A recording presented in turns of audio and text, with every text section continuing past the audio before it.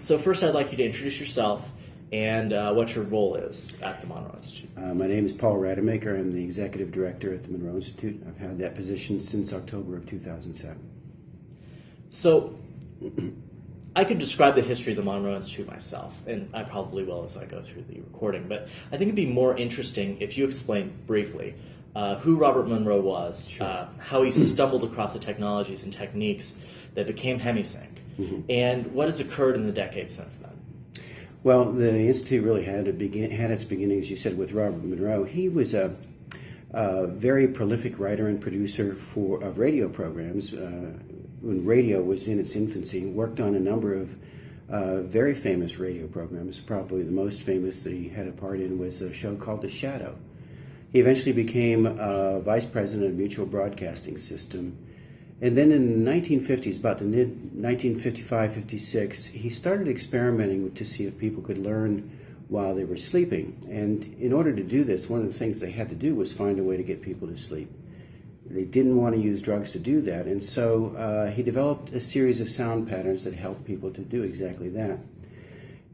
He was one of his own best test subjects, and I think that might have had something to do with the fact that one evening he went to bed and suddenly found himself floating against the ceiling of his bedroom.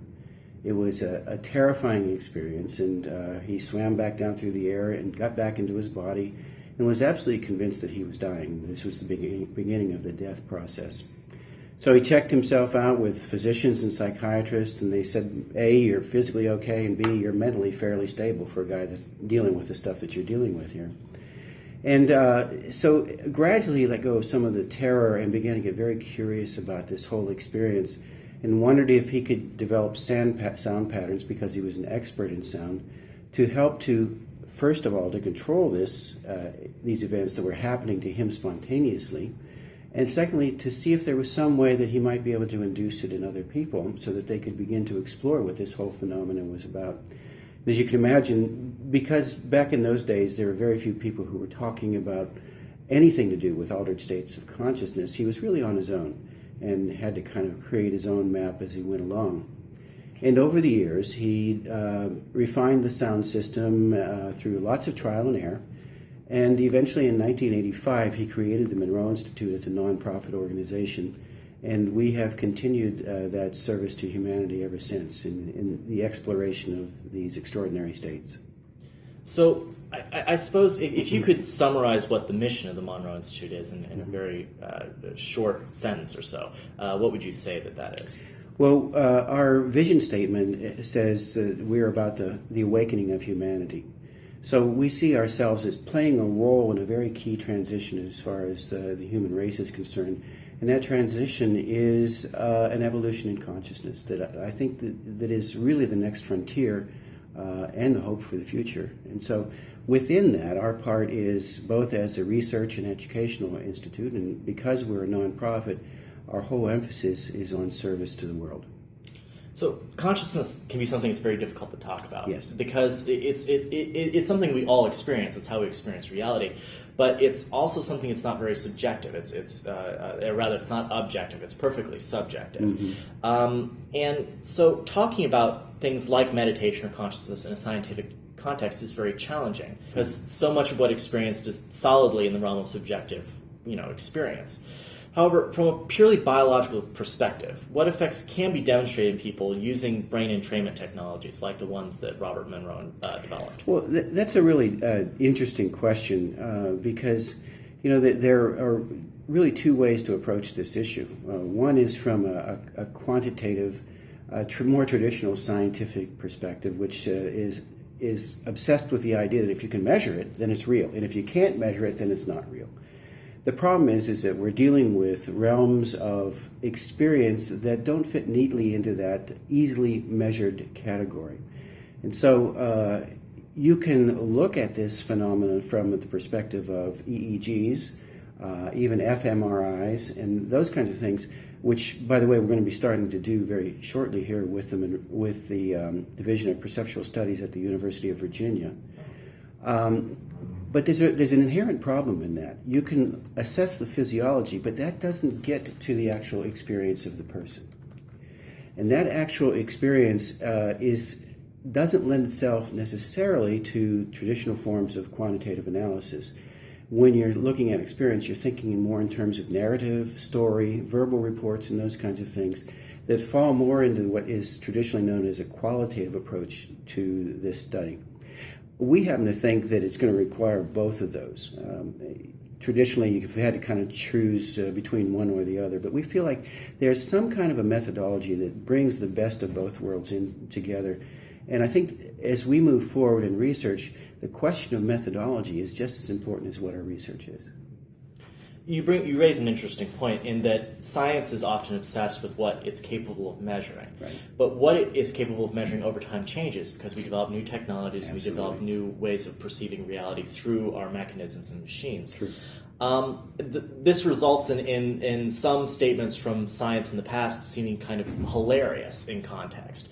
A really good example is what occurred in molecular biology in the early part of last century. The majority view was that it was proteins that were carrying the genetic information because they were easy to observe. They were something that they could actually tear apart. They saw they were very complex. They didn't really understand them. But they knew there were lots of component parts, and therefore it was probably that, because it's complex. And obviously, whatever our genetic makeup is must be very complex. As a result, the people who began understanding that it was actually nucleic acids that were the genetic molecule, they were ostracized for a long time. And this was just because the capability of understanding and perceiving the complexity that was within the DNA molecules, for instance, and the RNA molecules, just wasn't there. They could observe by roundabout methods, like radio tracing and such, that there was in fact this molecule, and it was DNA. But the majority scientific opinion still didn't move for an awfully long time, just because their mechanisms didn't suggest that this was the case. And I think that it's very important for science to recognize that we don't understand everything.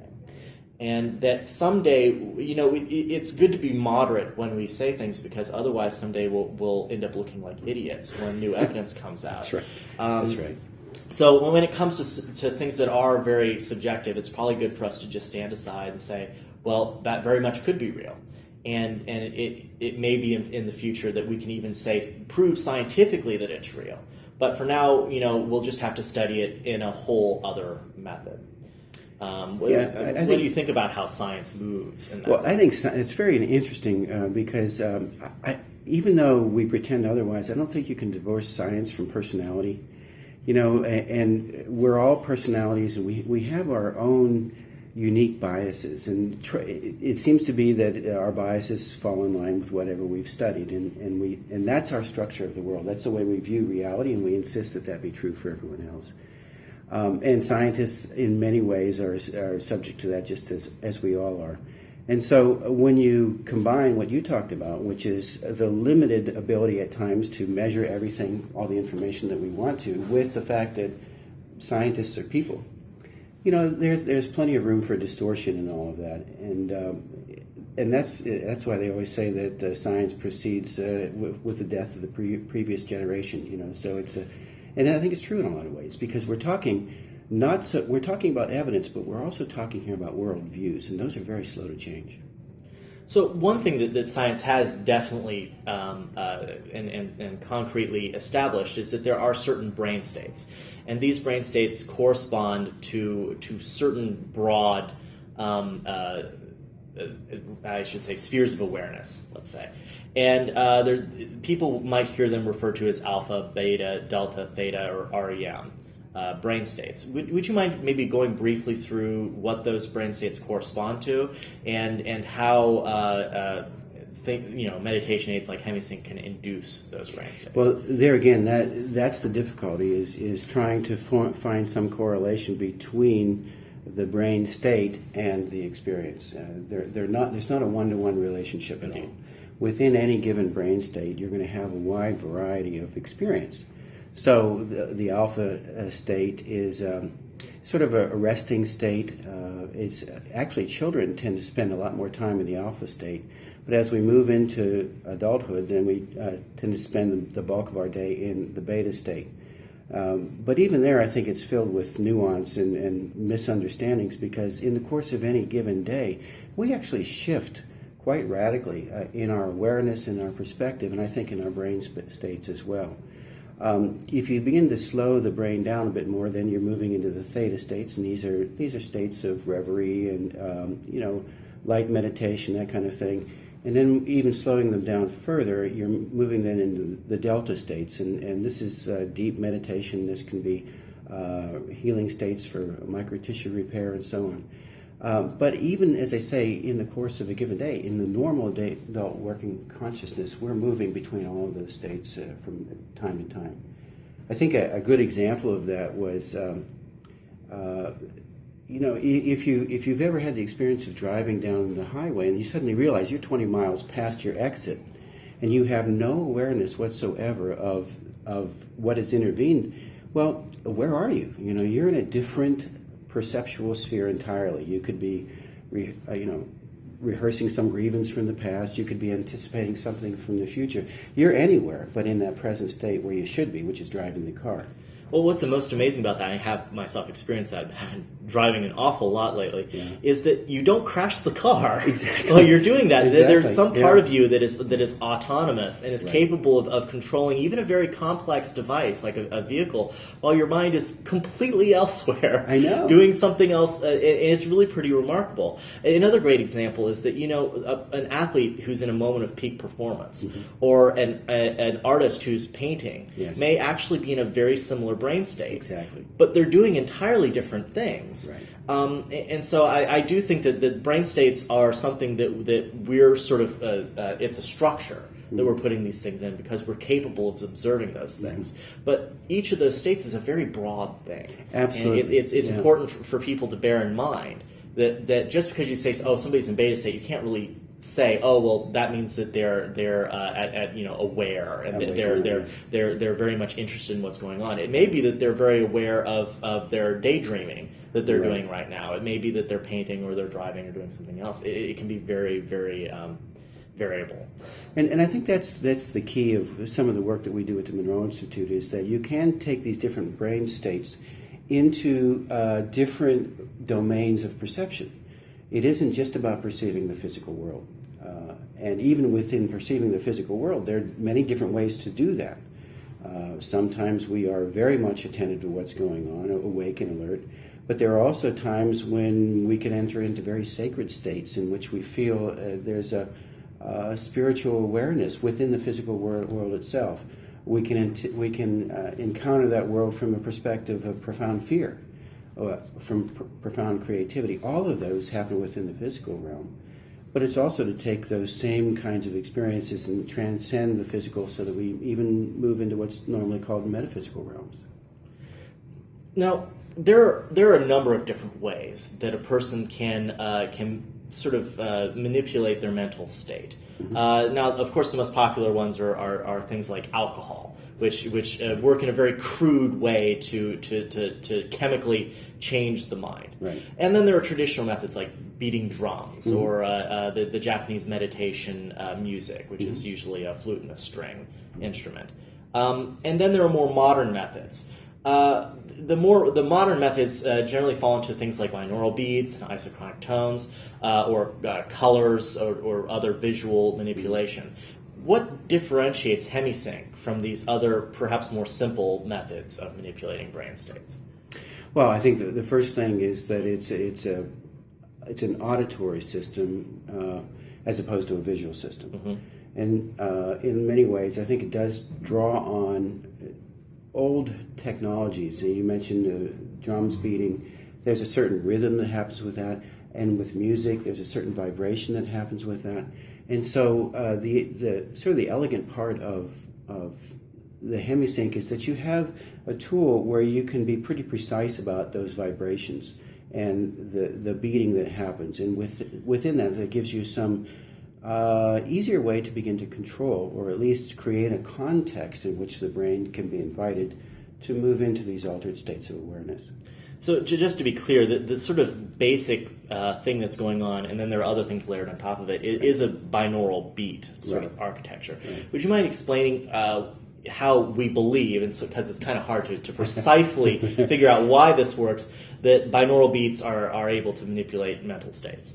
Well, Actually, that's a question that is fraught with a lot of different opinion.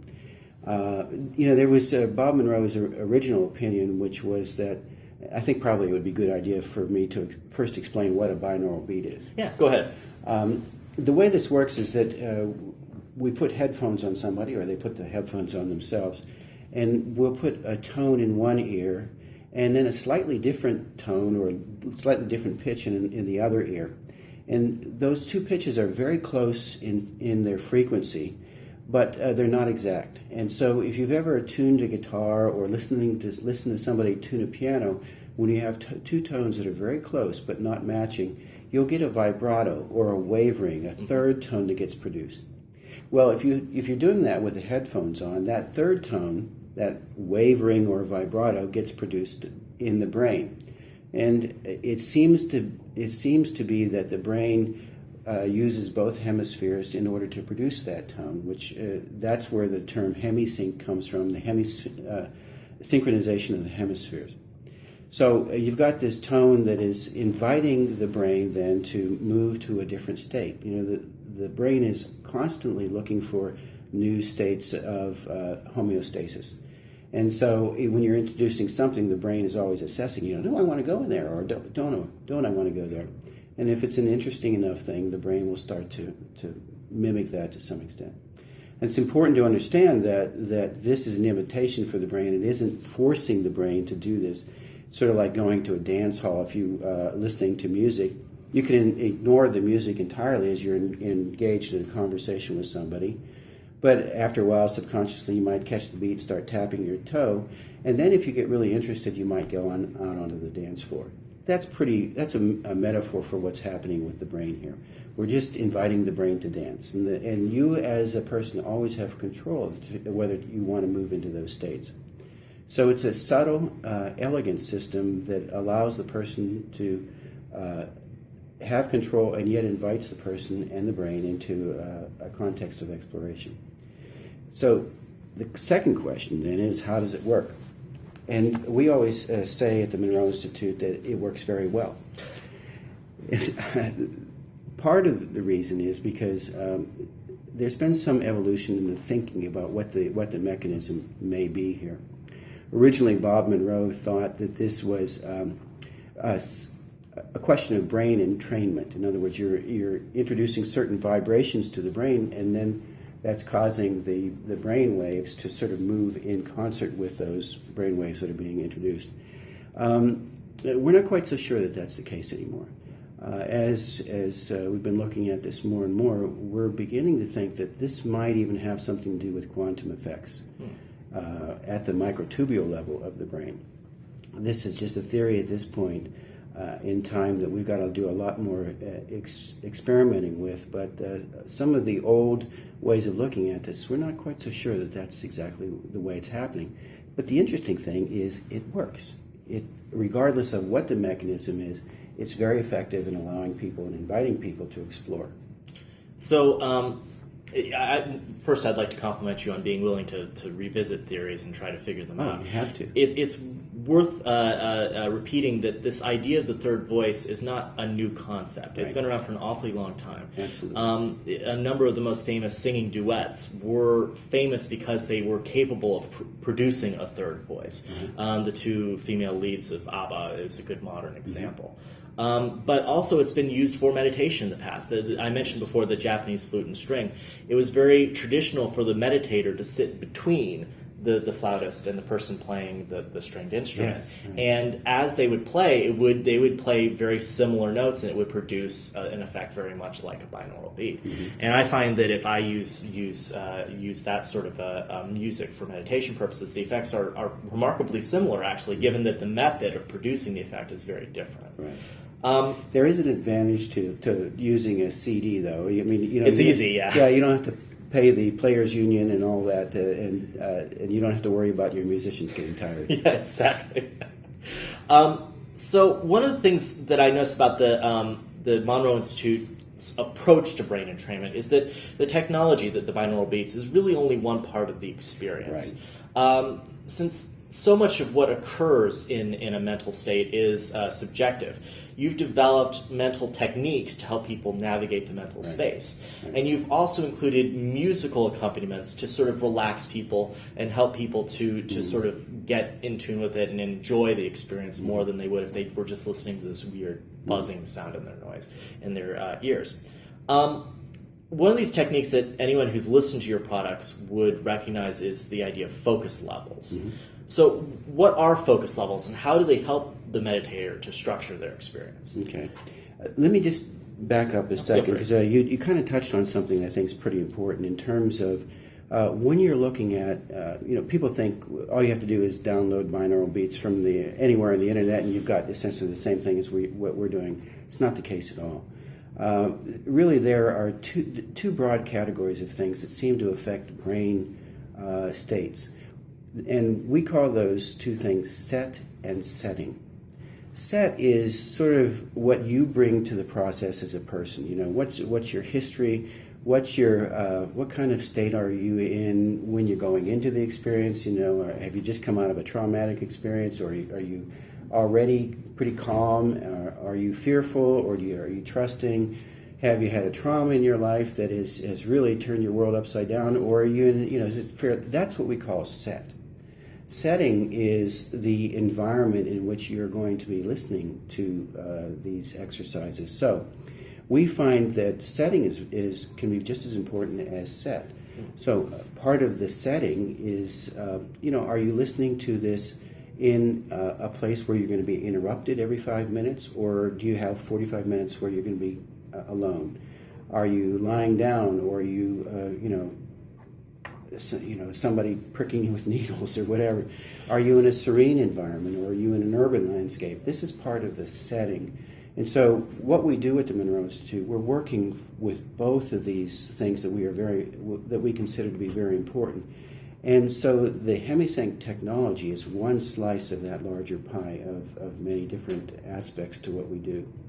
So now I've already forgotten what your question was. The second part of the question was the focus levels, which are referred to in a lot of the products, and also in use very heavily when you go and visit the Monroe Institute. What are focus levels, sure, and how do they help the meditator to structure his experience? Yeah, one of the things that I think that Bob Monroe did, and we've continued to do, was to create a map of human consciousness that gives people some kind of orientation point to landscapes that they think they're pretty unfamiliar with. And that unfamiliarity, as you know, being human beings, whenever we encounter the unknown, the first thing we do is we get afraid. But if you've got some kind of a map that's helping you navigate that terrain, then it reduces the fear considerably. So the map that has been created, we consider to be a map. It's not the map, but it's one that seems to work pretty well for the folks who go through our programs. That map has a series of destination points within it that we call focus levels. And the reason why they're called focus levels is, as we've talked before, as you're moving through the day, you can focus your attention in many different directions. And so what we're inviting the person to do is to focus in one particular direction. So we give numbers to these different destination points.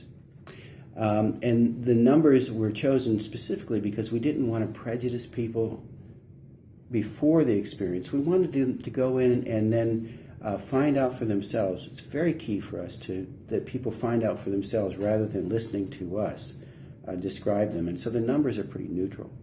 So the first destination point that we go to is called Focus 10. And Focus 10 is what we call the mind awake, body asleep state. This is really kind of a foundational state for everything that follows. Because it's really a doorway in a lot of ways. If you've ever watched yourself or paid attention as you're falling asleep, you'll notice that your body will get progressively more and more relaxed. And then you'll reach this threshold, and once you cross over that threshold, you fall asleep. You lose awareness of the fact that you have a physical body that's lying in a bed, that's snoring away, and you change your focus to things that we might later remember as dreams or lucid dreams or visions or intuitions or conversations or whatever. And then we cross over, and it isn't until we cross back over that threshold of consciousness that we remember, oh my gosh, I've got yeah, I got a body, I got to get it up, and I got to get breakfast, and got to get the kids up and off to school and work and all that kind of stuff. But what we help people to do is to move progressively up to that threshold, getting more and more relaxed to the point where the body at times can actually fall asleep. But we help people to maintain their waking awareness as they cross over into those territories that are normally reserved for unconsciousness. So as you can imagine, if you're bringing your waking brain into an exploration of the unconscious world, that opens up a panorama of new experiences that we've simply neglected for most of our lives.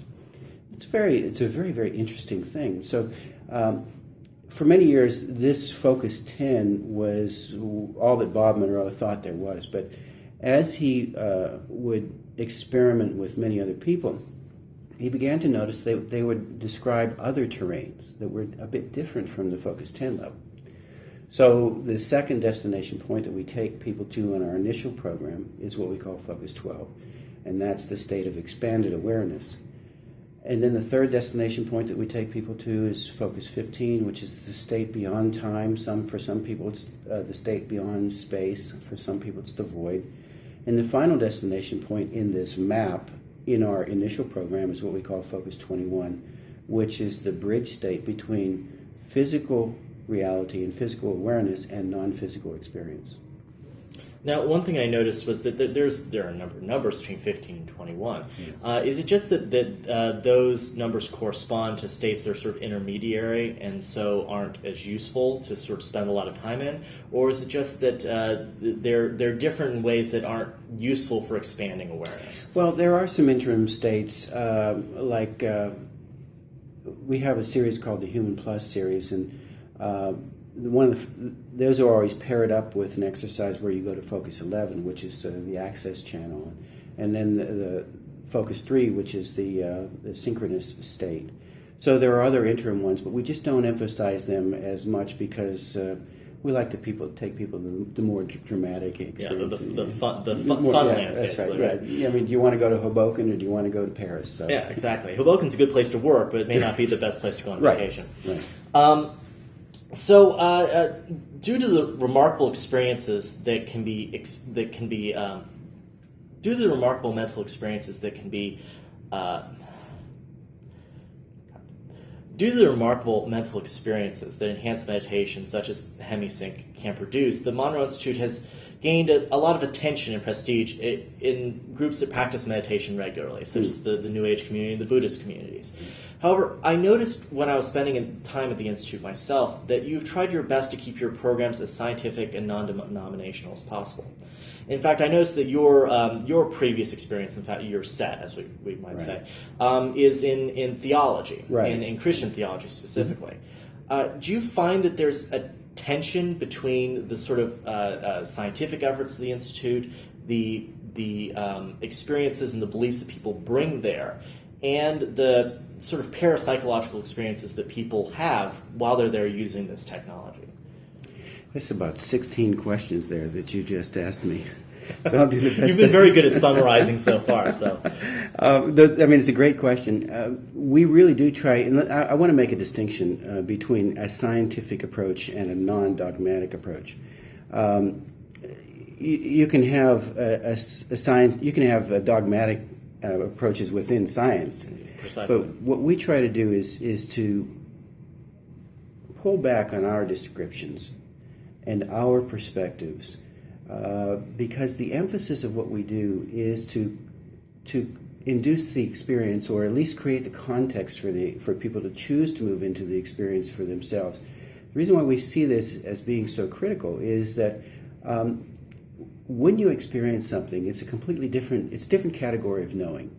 You can hear something secondhand, you can read about it, you can hear a story about it, but that doesn't have the same compelling aspect of actually moving into it yourself. And so the other aspect, the reason why we do that is because we really want people to discover their own intuition. We want them to discover their own power. And so, it was said that Robert Monroe would never answer a question. He would always say, well, what do you think? Or why don't you go back, why don't you go and explore that? And then you come back and you tell me what you found out. I think that has a tremendous amount of credibility to it and integrity, as opposed to buying into a belief system that we are somehow foisting on people. And I think that's people really appreciate that. So even though I come out of a theological tradition, I'm, as executive director of the Monroe Institute, I'm not going to be using that theological language to describe what we do. I'm most interested in that we keep that as clean and as transparent as possible. And if people want to use theological language to describe their experience, that's fine. But they may also use other language to describe that as well. So we leave that up to the person to choose the language that works best for them. The last few years have seen an explosion in the interest in brain entrainment techniques. Popular magazines like Make Magazine are even showing people how to build light and sound entrainment systems for themselves. Right. Given that the Monroe Institute was way ahead of the curve in the use of sound to manipulate mental states, how do you guys feel about this new burst of interest? I think it's great. As I mentioned before, we're a nonprofit organization, and we're really interested that human consciousness advances, that we move into this next evolutionary step.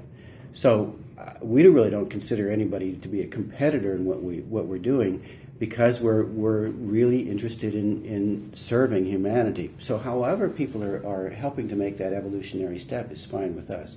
Obviously, we'd love to have people come to the Institute because that's how we stay in business and are able to offer our service. But we applaud the whole movement in that direction and think it's a very healthy thing. Now, at the same time, certain groups are working to capitalize upon this interest by selling audio entrainment as a drug-like experience. Right. Now, I would argue this is ridiculous because a drug is very much like a cudgel. It's going in and changing the chemistry of your brain. Right. If somebody injects you with heroin, you can't just ignore that. Right. You're going to experience that whether you like it or not. Mm-hmm. iDozer comes to mind when it comes to these sort of claims. What is your opinion on the matter, and do you think that they should sort of restrain themselves a little bit when they make claims like this? Even if I thought so, they wouldn't listen to me. So, I think it's kind of humorous, because it's so much our culture to hype things, particularly if you happen to be in a for-profit endeavor. And so, iDozer was really pretty clever in that they intentionally tried to create the impression that these were very similar to drug-like states, and they knew that they were going to create a firestorm when they did that. And the old adage is really true. There's no such thing as bad publicity. So it was very interesting to me to watch the mainstream media pick up on this, and I was interviewed by several newspapers and several radio programs about this very issue.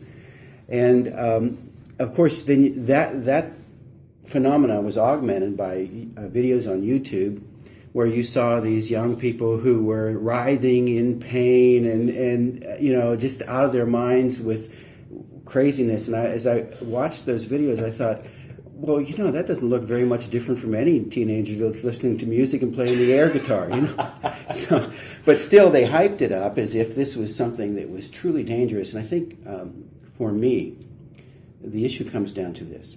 We have created this hysteria around the idea of altered states of awareness, and the idea that in connecting that with drug-induced altered states of awareness, ignoring the fact, as I said before, that we move through altered states of awareness every day of our lives, the most dramatic and magical of them being the awareness and movement into sleep. I mean, that's absolutely astonishing that we have that capacity. That's a huge shift in awareness. So for me, when you're talking about these matters, from a cultural standpoint, it's not really a question of, are we going to allow our teenagers to go into altered states of awareness? It's really a question of, how broad are we going to allow ourselves and our teenagers? How broad is that spectrum of awareness? The more we become comfortable with that and the more we integrate that as a part of our normal everyday life, the less mysterious it becomes and the more useful it becomes. And in fact, we've got this hysteria up to a fever pitch, that so much so that we're really cutting off a huge portion of what it means to be human. Yeah. And our society, I think, has suffered as a result of that. Yeah, there's another term for this hysteria. It's sort of a moral panic. Is that people are panicking because they feel like that their base morals are being violated. And for some people, it is indeed the question: should I allow my kids to experience altered states of consciousness? In which case, I'd say you should keep them up all night long. They're going to be up all night long anyway. Well, yeah, exactly. The other thing that's really interesting about the teenage years is, unbeknownst to many people, this is a time when the brain is really growing from a neuron perspective. It's changing dramatically. Dramatically. And those neurons are looking for new experiences. And I don't care what you do. Teenagers, that's just part of what it is to be a teenager, is to want to explore. And so I think it would be really healthy if parents would kind of relax a little bit and just include this as part of their normal conversation with their teenagers. Yeah, I mean, there's lots of ways to alter your consciousness. You can stand in a place and spin around in circles until you want to barf. But if you sound like you've had experiences. not intentionally. It's been on amusement rides mostly. Right. And we put our kids on amusement rides all the time, and we think that that's great, and that really does alter their consciousness because they're being very excited. They're being spun around in circles.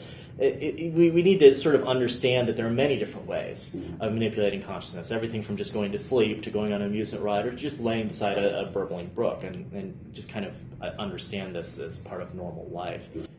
It's not possible for people to use open source products like Gneural to create their own brain entrainment. Now, as you've said, you don't see this as a competitor, and that's very good. But I noticed upon touring your labs that you have a very sophisticated software package for the generation of brain entrainment tracks that you've developed in-house. Have you ever considered, polishing it up a little bit and marketing this software as a product to all the DIY brain hackers out there so that they can sort of make up their own cool tracks and put them on the entrainment devices they've been building? We haven't done that yet. We're entering in a very creative phase at the Institute right now, both from a research and programmatic perspective.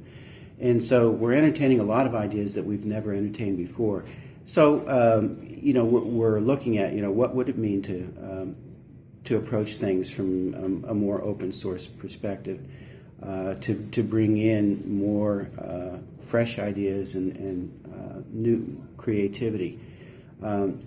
So that's one aspect of the question. But for me, there's also another aspect, which is when you're looking at some of these brainwave generators, in some ways it's like taking a sledgehammer to the issue because it's much more subtle than that. There's a lot of nuance that goes into creating these the context for this experience. One of them being that if you don't alter what you're offering the brain, in other words, changing up the signals, the brain can get habituated and bored with that and simply move out of it. So there's a lot of artistry that's involved along with the technology to create things that are truly effective. Indeed, a lot of the products do just create a single tone. Right. I brought up Gneural specifically because it's designed so that you can modulate the beat over a very long period of time. So you can create a very complex experience. Right. And then you can either take that and put it into GarageBand and overlay things. I like to take rain tracks or burbling brooks and put them underneath it, over top of it. Or you can do it within the application itself. And I think that's why Gneural is probably the best one out there right now. If anybody's interested in experimenting, that's probably the one that I would go for. But you bring up another issue, the part of the nuance in that, which is not just the binaural beat itself, but also the setting for that binaural beat, because the binaural beat's effectiveness can be altered by whatever other aspects you're introducing, from a musical perspective. And then also, you've got in guided meditations, you've got the pacing of the voice itself, and the imagery that's being induced. So there's a lot of moving parts here. Yeah, there certainly are. And there's a lot of room for experimentation. I find that you can have the exact same binaural beat but on a different frequency. And one might be incredibly grating and the other one might not work at all. Right. And so it takes experimentation to figure out what works. And so the trial and error methods that the Monroe Institute has pioneered are actually very useful in figuring out, what is working for you and what is working in a general sense. And that was something that Bob Monroe did extensively. I really do think that he was tied into some pretty unique information in what he was doing. But he was also a tinkerer and an engineer, and so he was always testing everything he did for its effectiveness from a laboratory perspective. You couldn't go to Bob Monroe's house and just sit down for a cocktail and have a nice conversation.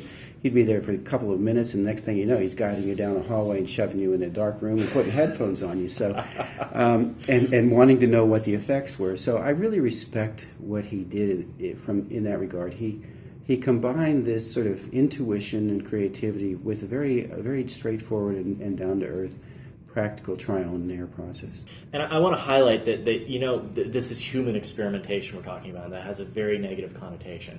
But we also need to bear in mind that it's also very common. What is wrong and ethically incorrect is experimenting on people against their will or without their consent. Right. Drug trials, for instance, thousands of them are happening across the United States every day. And the reason why they're legal and ethical is because people are consenting, or at least you're hoping that they're being somewhat informed what they're consenting. It's not always the case. And the same thing was happening at the Monroe Institute. People weren't just being randomly bombarded with binaural beats. It's true. In fact, what began to happen was the experiences that people were having were so interesting and exciting that he really developed a cadre of people who were volunteering to explore these different states, and he even called them his explorers. And so they became pretty adept at the out-of-body experience, and also very adept at being able to report on the experiences that they were having. So it was very valuable information that was coming. So let's talk briefly about the out-of-body experience. Mm-hmm. You don't guarantee anything will happen to people when they go to the Institute. I think this is very wise because people do come in and they have different brains, they have different sets. So, but nonetheless, people experience this out-of-body experience very differently. Mm-hmm. Some people actually experience leaving the body in this physical realm and wandering around, and other people experience just suddenly you're elsewhere and you're doing something else. Mm-hmm. Which of those two do you find is most common? Do you find it's more often it's like the dreamlike thing where suddenly you're in another reality, or is it more often that people sort of explore this reality within a different psychological context? Yeah, that's a good question. And before I speculate, and anything I do, it would be speculation because we haven't really tried to chronicle that aspect of things. But I think in the public imagination, there's a pretty stilted idea of what out-of-body experience is, and some of that is because of Bob Monroe's own writings, and the classical notion of that is you come out of your body, you turn around, and you see this lifeless form lying on the bed, and then eventually you get bored, and then you start walking through walls. Well, it's not quite that simple. In fact, that classical from what I understand, Bob Monroe's own experience didn't happen all that much. There were occasions when he actually did come out and turn around and see his body. But I think what happens probably more often than that is something that's not really classified as an out-of-body experience in the traditional sense. And we tend to think of this more as a continuum rather than you either are or are not. So within that continuum, you have the classic experience. But you also have other times when, like for instance, what would happen for me, I would find that I would get relaxed and then kind of dip into a sleep state and then come up out of it and suddenly find myself in a new terrain. I knew that I had my physical body still back on the bed, but I didn't see it, I didn't interact with it. And so it was kind of like a dual awareness in some regards. Some people enter into a state where they encounter dreams. Some people do explore the physical world, but just as many people will go on beyond, transcend the physical and explore all kinds of very, very interesting terrains and landscapes. What the proportions of those are, I really can't tell you. And it's worth emphasizing that anyone who's had a really great dream experience, and that's most of you, I'm sure, has experienced essentially an out-of-body experience. It's just not a controlled one in any ways. It's just spontaneous. We're pretty convinced that you go out of your body every night. So even though we talk about the out-of-body experience as being something very, very exotic. In fact, it's very common. And the distinction you make that it's just not done in a controlled state, nor is it really remembered very cleanly. But what we help people to do is to learn to accentuate that control, but also to help them to remember and to transcribe what they've experienced. So let's move on from what the Institute does and what it represents to how this can impact the world, these sort of technologies. The beta brain state is associated with heightened awareness and alertness. Now, of course, there's lots of different ways that this can manifest itself. But the fact is that audio entrainment can produce a beta state very effectively. It can make you very alert and very focused with relative ease. It can invite you. It can invite you to do this, yes. And certainly if you're relaxed and you're just sort of doing your thing, you're not fighting it, it will sort of bring you in that direction. Have you ever considered marketing the software as a product, or marketing this this technology to, say, increase the attention of drivers on the road? For instance, you could overlay through the audio system in the car a very mild, entrainment to make people alert. There are similar technologies that are being used with light already. They're on the road. Blue light, for instance, tends to produce a beta state.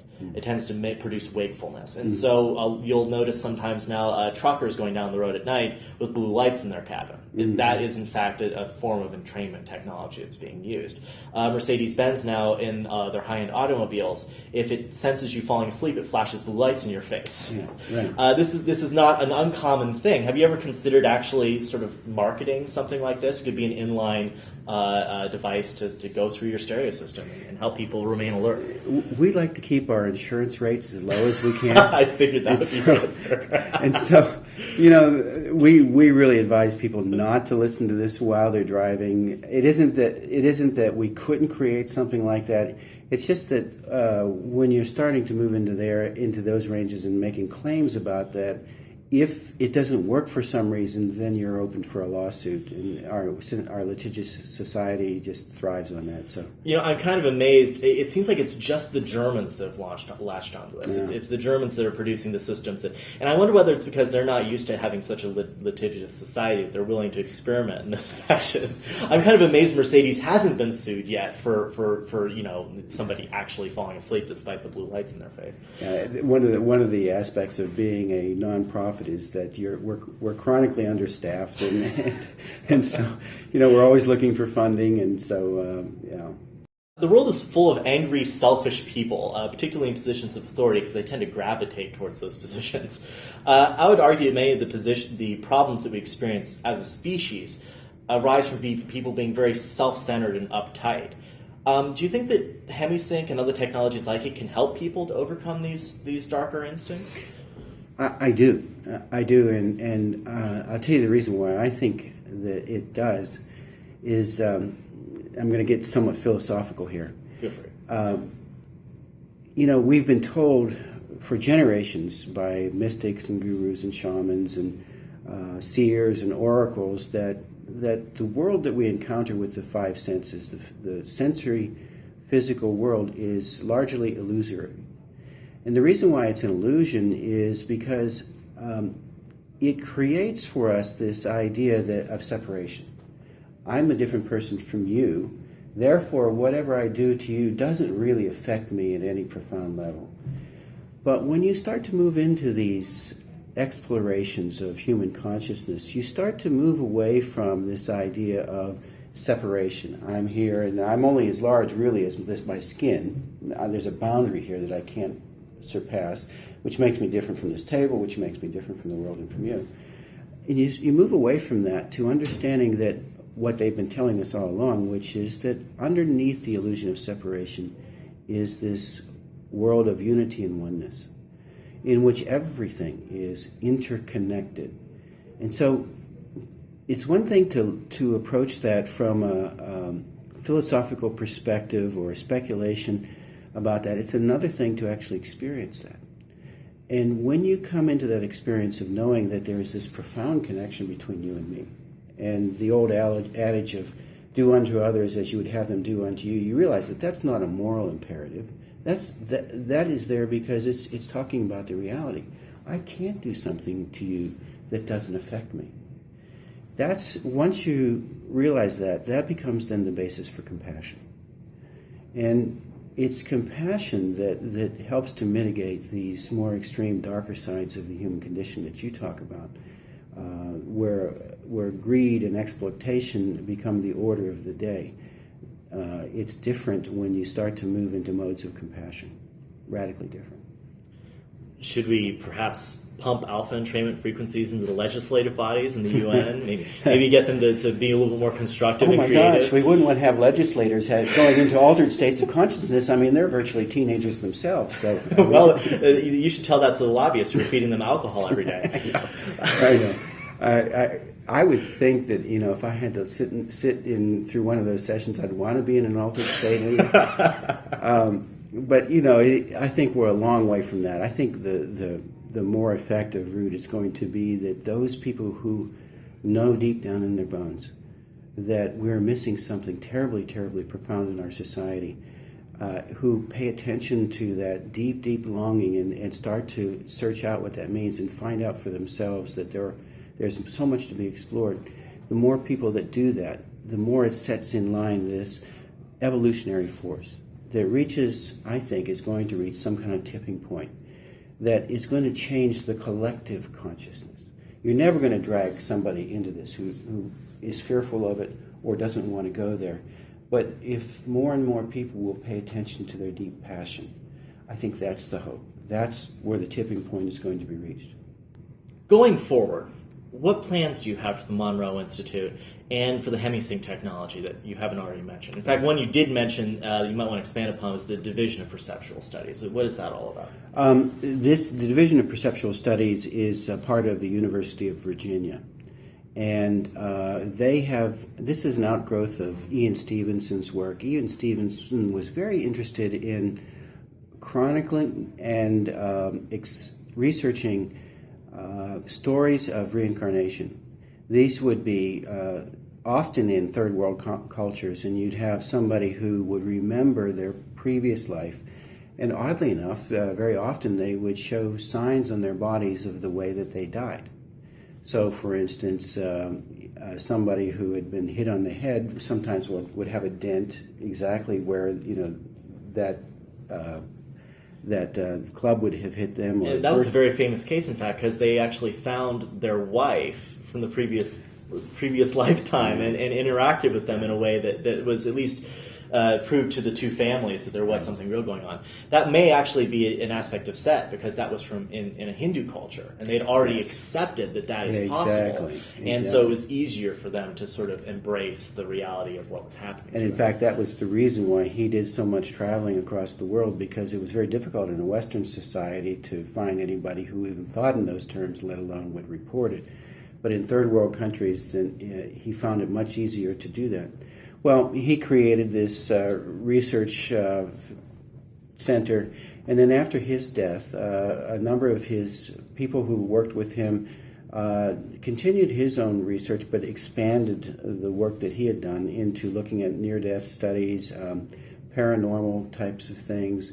And so the Division of Perceptual Studies is about 25 miles from the Monroe Institute, and they're very interested in beginning to explore the effects of this technology from a physiological measurement aspect. So they've got state-of-the-art EEG equipment, but they've also got fMRI equipment that we can access. And for those folks who don't know, fMRI means functional magnetic resonance imaging, where you can actually track changes in the homeostasis of the brain.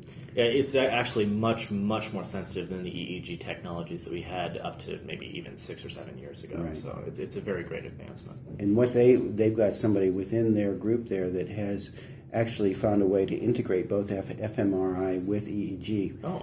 So that's a pretty big advancement. And so we're very excited about seeing where that might go in the future. I look forward to reading the research that comes from that. That sounds fascinating. For those of you who are out there who may be Christians in the modern context, the idea of reincarnation might be a little offensive to you.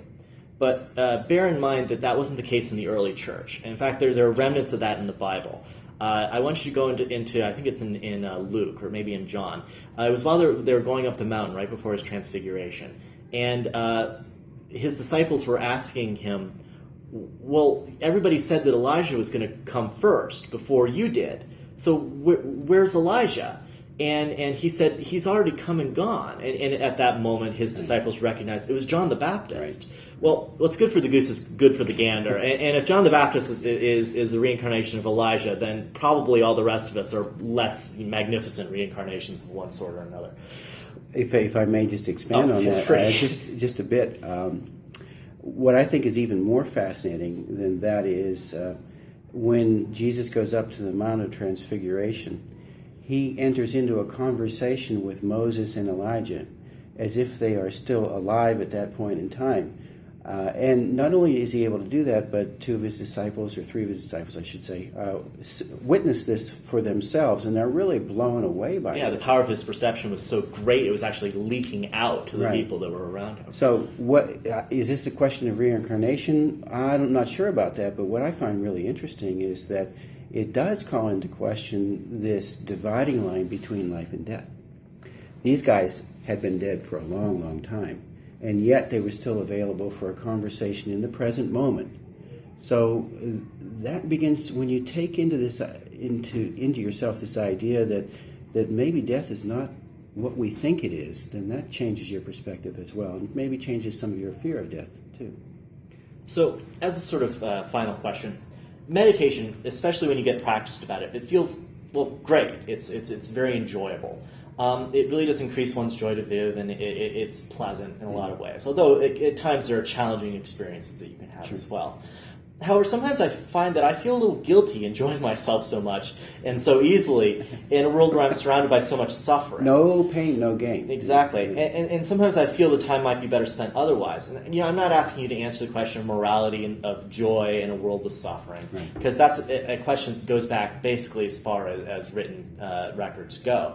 But how do you justify the time that you spend meditating and enjoying the meditative experience? Well, I think we live in a highly distorted culture. Because it's so pervasive, we think it's normal, but it's not normal. It is not normal to be in a highly alert, agitated beta state all the time. In fact, that narrows your world, and you get tired of that. And what happens when you get tired of that is you move into numbness, which means that you're really not interacting with life anymore. You're withdrawing from life. In fact, the most popular mind-altering chemical on Earth is caffeine, and caffeine very much locks you into beta state. Right. If you want to experience life differently, stop drinking coffee for a few days. It's kind of amazing.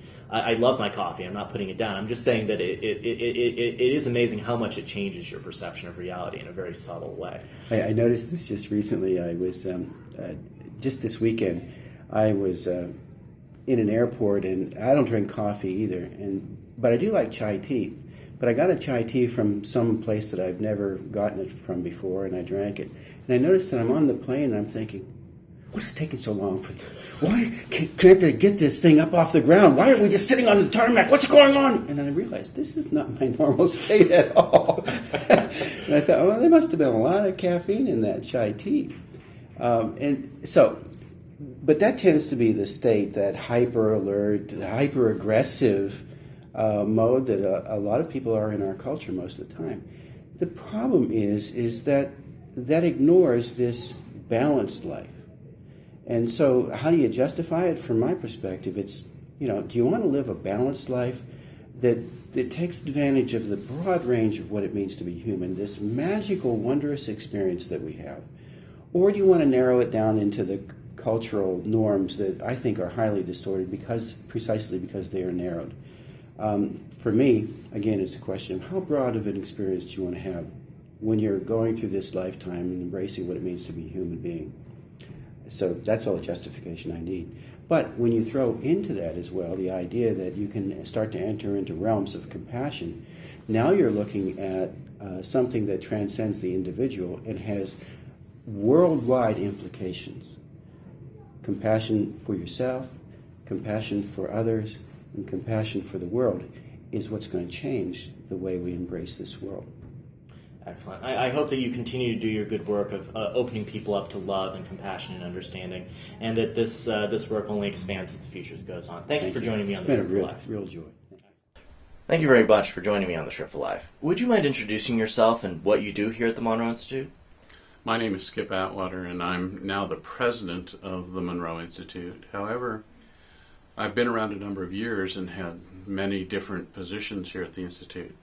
Initially, back in 1977, a long time ago, I first met Bob Monroe and became involved in the Monroe Institute because I was working in the Army's remote viewing program, and we were looking for ways for our remote viewers to enhance their abilities, and so we came to the Monroe Institute at that time to develop training methodologies for that. Later, when I retired from the Army, Bob Monroe asked me to come down here and work at the Institute in the research section. So I spent about 20 years being involved in research here at the Monroe Institute. And then more recently, when Bob died and his daughter died, I became the president of the Monroe Institute in 2007 now. So it's been 4 years now since I've been the president of the Monroe Institute. So what inspired you to continue working here at the Monroe Institute on these interesting questions after the death of Robert Monroe and his wife? Well, I became enamored with how this technology works. It worked very well for me, and one of the reasons Bob brought me on board for research is I had this heartfelt desire to say, what in the world makes this stuff work? And also, as the years rolled by, I took on an attitude of this legacy that Bob had left behind and wanting to steward this changing of human consciousness forward. It's not like I'm an owner of a company or even the progenitor of the company, but I carry this stewardship, taking care of this company very seriously. So when you're conducting experiments with a volunteer next door, what is it that you're doing in here to help facilitate that experience? Well, I'm able to change up the audio stimulus they're receiving, plus I monitor physiological changes, knowing whether they are physically getting really relaxed, whether they are emotionally participating in what goes on, and choose questions which elicit information from them about their experience. It's much like having a lucid dream in which you are aware that you are having an experience. And so it's up to me to have them question what's going on with them and what meaning that has for them. Thank you very much. Thank you.